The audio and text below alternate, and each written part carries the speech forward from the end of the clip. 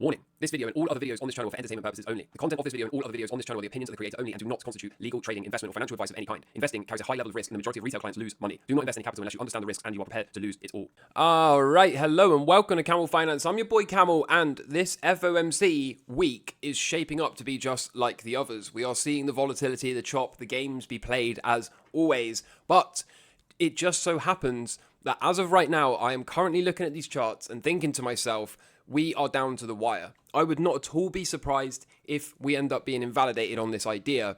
And I should say, the last time I said something like this was back here. And I'm going to play you a clip in a minute from a video I posted right on this moment where I said words to the effect of, it's now or never.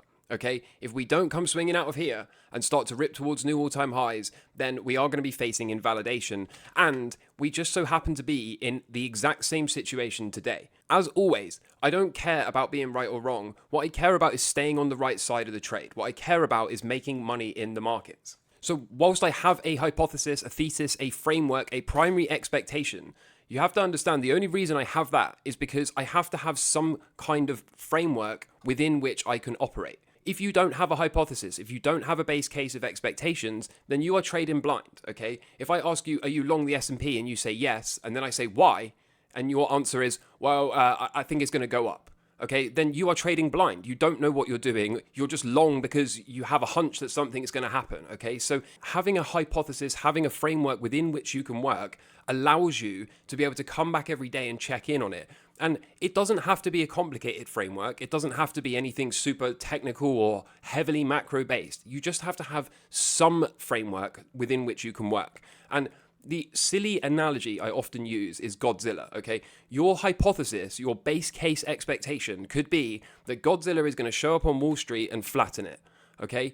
And as silly as this sounds, at least you now have a framework. At least you can now come back every day and say, did Godzilla show up yet? Because if it didn't, okay, then you can say, well, things aren't going according to plan. Things aren't operating within my expectations. Perhaps I need to adjust my expectations so that my posture can remain correct. So I know it's a facetious argument, okay, or a facetious example, but the reality is you must have some kind of framework within which you can work. Otherwise, like I said, you're just trading blind. You're just longing things for the sake of longing them, okay? And that is not a good place to be. So as ever, it's not about being right or wrong. It's about having a framework, okay? So this is my framework, and if the thing is going to continue to play out, then just like back here when I was saying it's now or never, I now believe it is now or never again, okay? Now I'm going to define now as the next 3 or 4 candles. I think we've got perhaps 3, maybe 4 candles left, and if we don't see a major low form and a big rip-roaring rally out of the next 4 candles, then I think I'm going to call invalidation on this idea. My thinking for this is we've got one angle here, okay? We've got a second angle right here, somewhere in here, which we are currently chopping, and what I was originally saying was a temporary third angle. That might have been it. That actually might have been it. And so again, I still think there's a chance that that wasn't the real third angle. That was a temporary third angle. I still think there's a chance that we do something like this in the next few sessions and then we hit that third and final angle as expected. But just like back here, just like always, okay? It's not about being right or wrong. It's about staying on the right side of the trade. I don't want to sit here and try to say I told you so, okay, expecting this if what comes next is this, right? As ever, I don't care about being right or wrong. I care about staying on the right side of the trade. And so I've got a video here. Was my thesis wrong? Was the title of the video, and you can see it was posted 9 months ago. Okay, I'm going to play you about 1 minute, maybe 1.5 minutes from right back here, which note on this chart is right in this neighborhood down here. Okay, right at this low, here's what I said.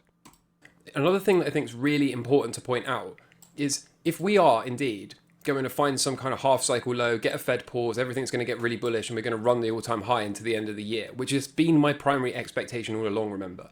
If this is going to be correct, then it really is now or never. Okay, it really is now or never. Because if we continue to do this, cycle low, short-term bounce, we've got failed cycles and the weekly cycle low is not due for ages. So we could well see a 24 to 26 week declining downtrend unfold before we can even hit the next weekly cycle low because this current cycle has failed. So if it doesn't come flying out of here this week, then we have to be bearish and we have to just say, you know, Camel was wrong about running the all-time highs. We got pretty close, but we didn't do it, okay? We made a lower high and rolled over. So right now I'm leaning bearish. And for someone who has been one of the biggest bulls on YouTube and on Twitter for the entire past 18 months, I have to lean bullish because this is a failed cycle, right? This is undeniably a failed cycle. The only way I can flip back to bullish is if what happens this week is this, right? And a breakout. Then we can get long and then we can say, phew, okay? We are going to run the all-time highs, happy days. But if we don't do this as of Monday, Tuesday, or Wednesday, if we're not back here by the end of the week, then all bets are off and I am officially become bearish. I mean, already I'm leaning bearish because of this failed cycle, right? So it really is now or never.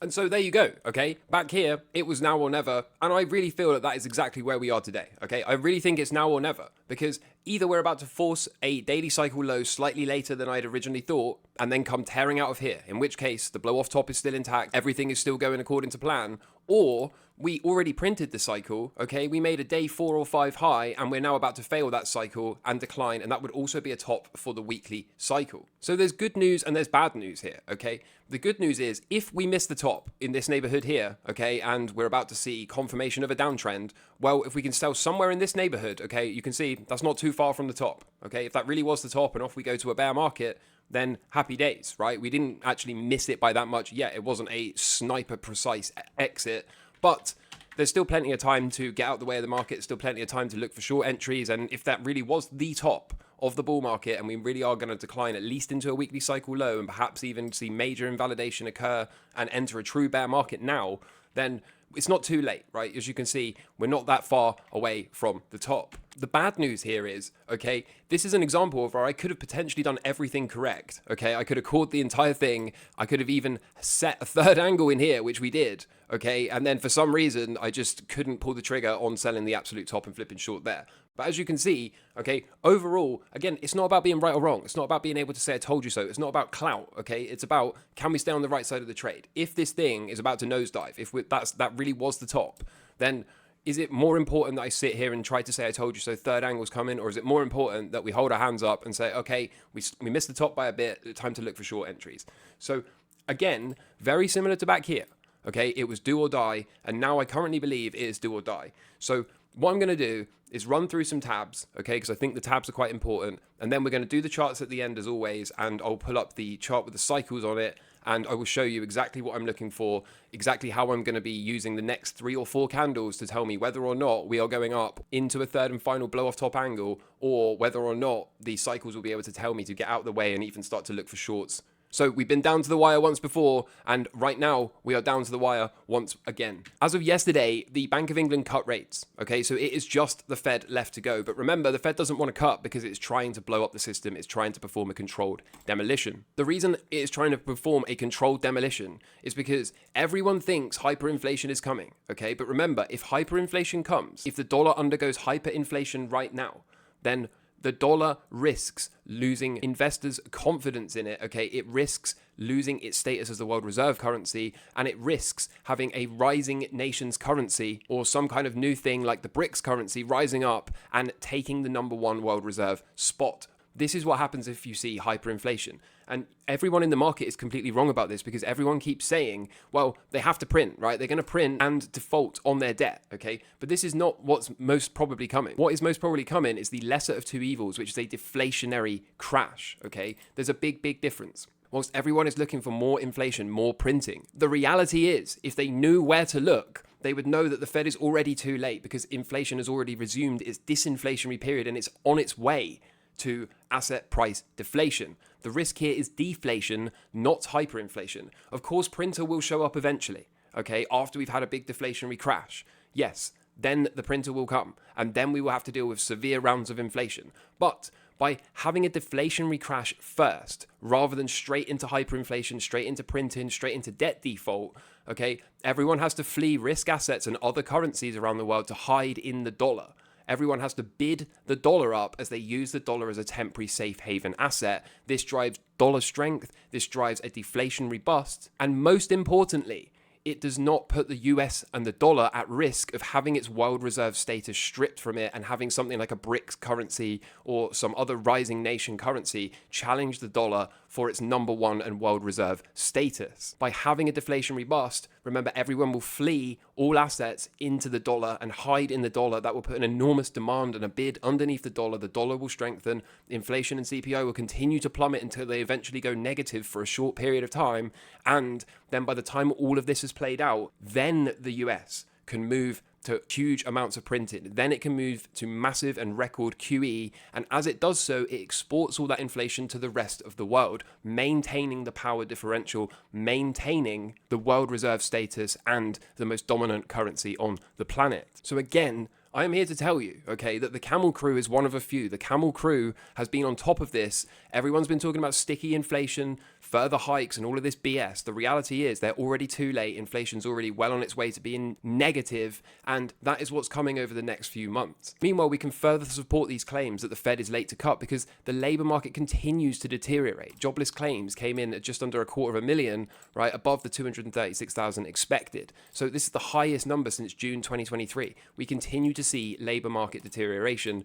And we had Intel just recently come out and mess up a bunch of their earnings and everything else. I don't really care so much about that. But what is important is they're going to cut their headcount by 15%, which equates to around 19,000 people losing their jobs. Again, if you've been here for any length of time, this is 100% normal and to be expected. This is what the Camel Crew has done very well to stay on top of. It knew inflation was going to continue to come down, and it knew this labour market deterioration was going to continue. Meanwhile, everyone thinks printer is coming, okay? Everyone thinks a debt default is coming. It's absolutely not. What we're going to see is deflation, okay? A deflationary crash. Furthermore, we've been very, very good at tracking these rate cuts, and we've been using the 2-year yield in green. Every time the 2-year yield moves lower, we see the onset of a cutting cycle from the Fed shortly thereafter. Now, where are we today? Because this was posted back in April. The 2-year yield is down at these lows here where my cursor is, okay? There are the lows for the 2-year yield, and here is the price. Now, what we were saying before was that the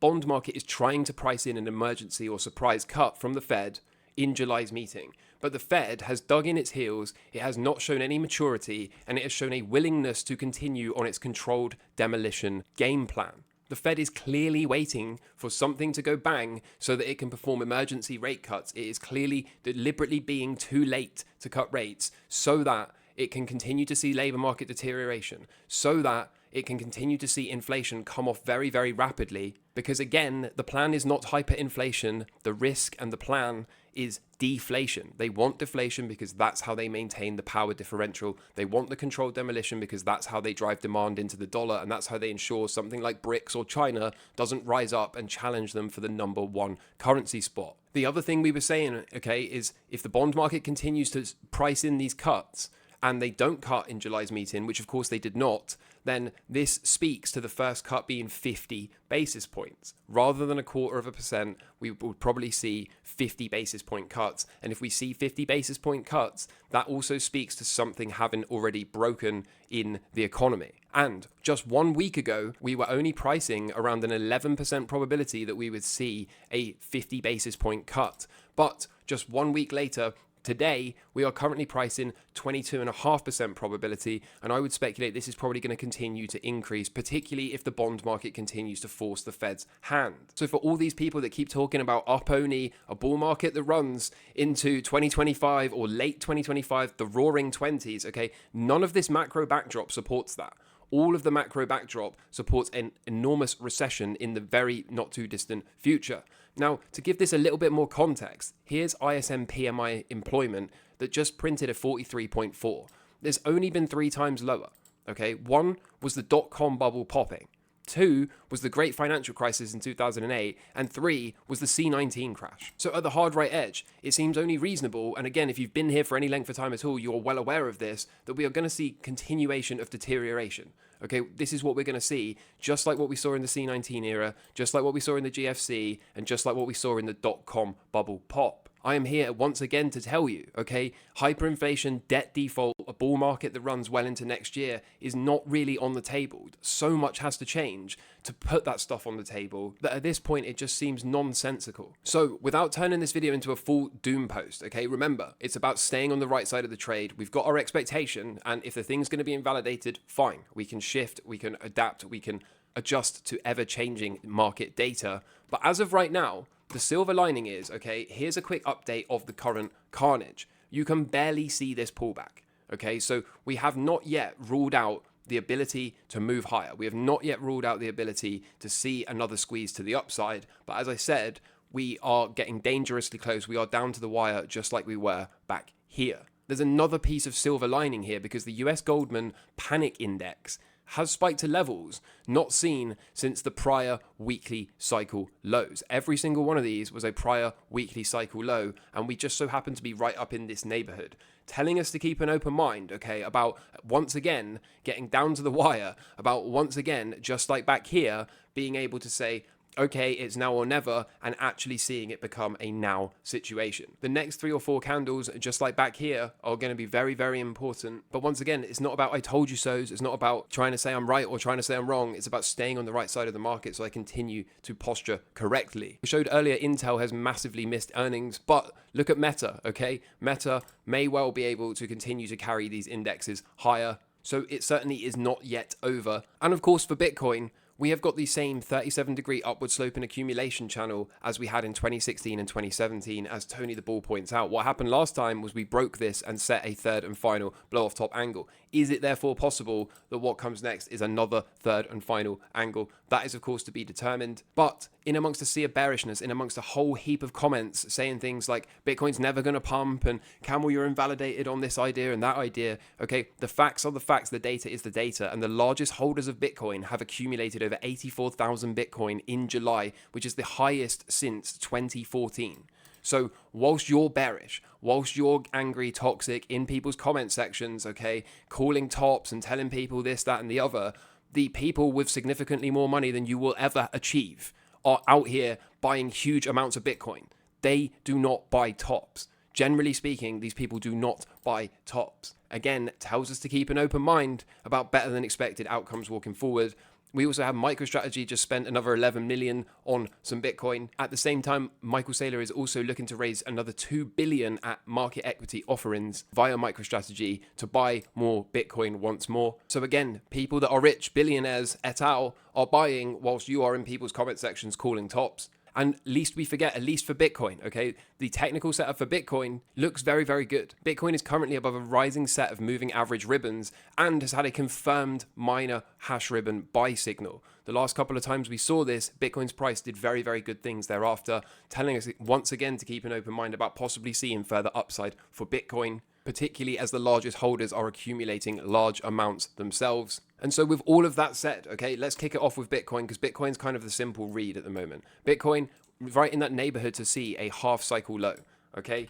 So far, so good. Above its cycle low, above its second angle, a little bit more of a pullback would make perfect sense. Just while we find that half cycle low, and then it's only reasonable to expect bullish price action until the cycles tell us otherwise. So far the cycles are okay, and I'll show you this as well. Remember this from Narba, okay? Narba called this move down absolutely perfectly and then was looking for that fifth to come in, okay? Since then, it looks an awful lot like we may well have done the 1 into 2, okay? We may well, out of this current weekly and daily cycle low, printed the 1, looking for that 2 before we impulsed in the 3, okay? We may well have just done the 1 into 2, getting ready to see the 3. So right when everyone's super bearish, okay, the signs are there that everything is still going according to plan. Remember, this entire move played out just as expected for Narba, and so far, so has this bit, okay? So maybe a little bit more downside perhaps is needed, and like I said, that will put us right in that half cycle low window, and then it's only reasonable to expect bullishness until the market invalidates us by trading back below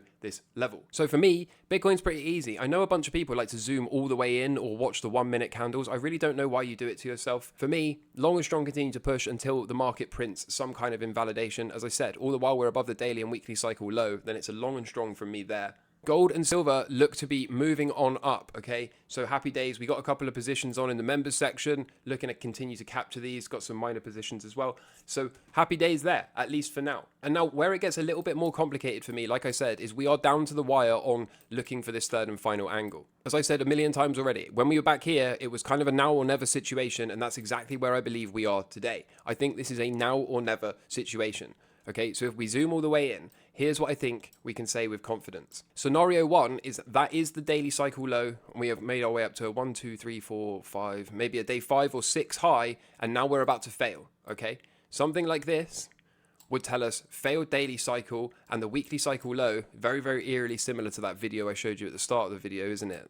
This one from back here. That tells us the weekly cycle would be down for a while, okay? And it would only be reasonable to expect something like this in the best case scenario, okay? That would be the best case scenario, that we get to a weekly cycle low and then go. Given the macro backdrop, that doesn't seem likely, okay? So scenario 1, this daily cycle low is about to fail, and that tells us that the top is in for this weekly cycle, okay? Something like this. The other thing that's quite eerie about this would be, notice this is 1 right translated weekly cycle, 2 right translated weekly cycles, 3 into here, and this would be somewhere around a mid to perhaps left translated weekly cycle looking for a decline in here, okay? So that is quite ominous. Scenario 2 is that we are still working on finding the cycle low, and instead of having a day 37, maybe we're looking for another 1, 2, or 3 candles of downside, okay? Maybe to give us a day 44 or 45 day cycle low around Monday or Tuesday of next week. So we could perhaps, in the best case scenario for the bull case,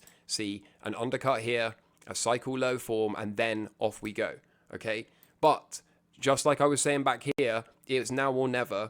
And now, remember, is defined as the next 3 or 4 candles, okay? If we see 3 or 4 candles of downside and a rip-roaring rally, exactly as I was saying back here, then there is still possibly some gas left in this goose. But if we do not see something like this, and what we see is a counter-trend bounce that rolls over and fails, okay? Something like this, I have to say, that was the top, okay? And it's time for me to get out of the way of these markets. It's time for me to close all positions pertaining to the stock market. It's time for me to even start to look for shorts. So it's going to be a very, very interesting few days. One more time, just so we're clear, okay?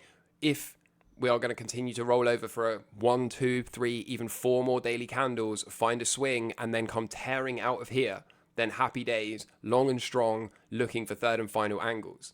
But if this cycle is about to completely fail, okay, if by the next 3 or 4 candles we are starting a downtrend, then I don't see a scenario where we can't say this isn't at least a weekly cycle top for this weekly cycle right here, and thus telling us to be open to seeing continuation of downside all the way into the next weekly cycle low, at least, if not beyond that. So down to the wire, a wild time to be alive. We've got our expectations, our frameworks, and our hypothesis, and now it's time to look at the next 3 or 4 candles and see what the market will give, if anything at all. So I'm your boy Camel. As always, we're going to keep doing Camel things. As always, we're going to keep operating with full transparency. As always, okay? It's not about being right or wrong. It's about staying on the right side of the trade. Until next time, I hope you're doing well in life. Take care from me. All the best. Cheers. Bye.